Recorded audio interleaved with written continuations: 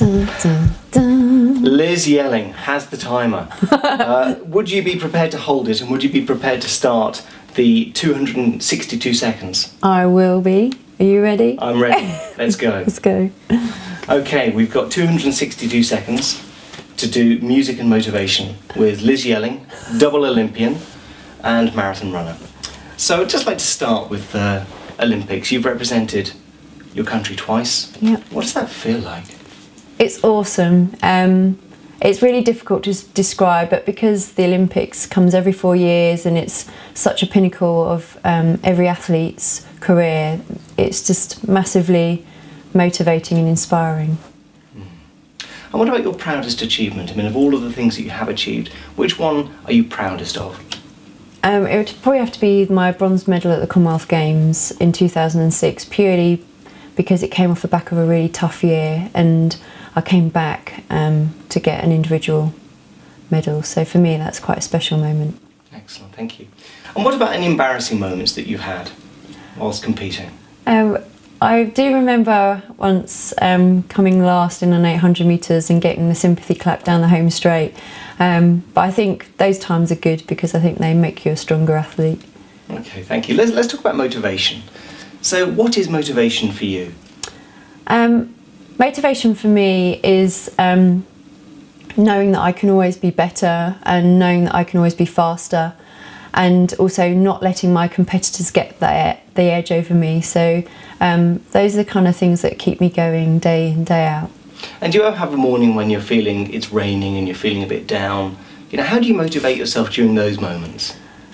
Yeah, I always, I mean, I get those often, like most people do. And for me, it's just about knowing that if I don't go out, then I'm not going to be as good as I can be.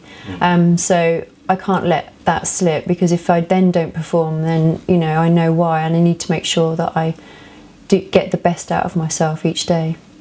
And what about, you know, when you're, you know, every runner during a run has a moment where it just feels really hard and, you know, maybe even feel like stopping. Yep. During those moments, what do you say to yourself to keep yourself in the motivation zone?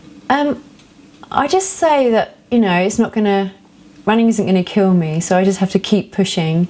And also that the rewards, once you push through those tough times, are so fruitful that it's worth doing. So for me, you know, it's being able to put up with that discomfort in order to get the fruits of your labour at the other end. So the people that will be watching this are training for marathons. Yeah. And what kind of motivation tips might you offer to us would-be marathon runners? Oh, I think the key is to have a real personal motivator, so something that really gets you out that door, whether you're raising money for charity or you're running for you know, some other reason. I think you need to have that, and to remind yourself of that each time you find it a little bit tough. Thank you. Let's talk about music. Do you train with music? I do sometimes, especially on those runs, like usually my second easy run, when it's a bit dark and cold and the sofa's a lot more alluring. I tend to use music to kind of get me out the door, and as of it, kind of a comfort, I think, while I'm running on my own. And what might be your sort of most motivating music tracks that you could point to? Well, I don't really know music very well, so I couldn't just list off a massive list, but I have to listen to it first. But usually it's something with a good beat, so something that's uplifting, kind of gets me going and puts me in the right frame of mind. Well, we're on the home straight, we've got about 40 seconds to go.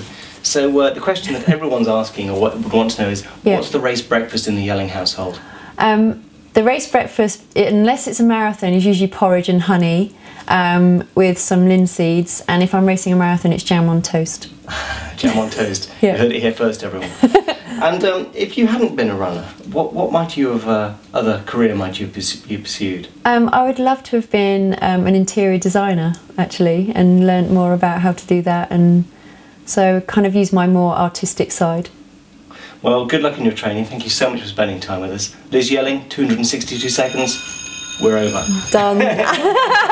Thank you very much.